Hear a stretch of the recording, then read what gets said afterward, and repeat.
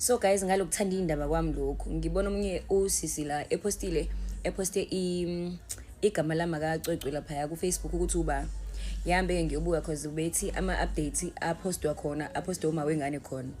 Ngihambe ke ngiyobuka. Angizazi ukuthi bengifunani lapha ngoba ngiyena umuntu strong for lento ade ngiyifunda lapha.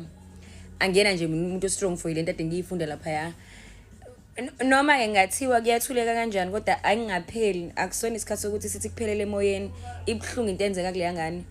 Uyabona nje i-update yokugcina ade ngikubona, okay akuyona yokugcina but engiphathe kambi uthi ingane ihlala ikhale ngesinya ithi sibhlungu.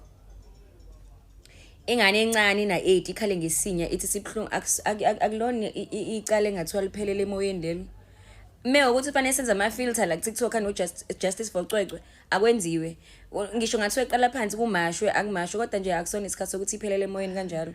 Ibhlungu into enzeke enganeni. Akube ingane yokugcina kwenzeka kanje kuthuleke.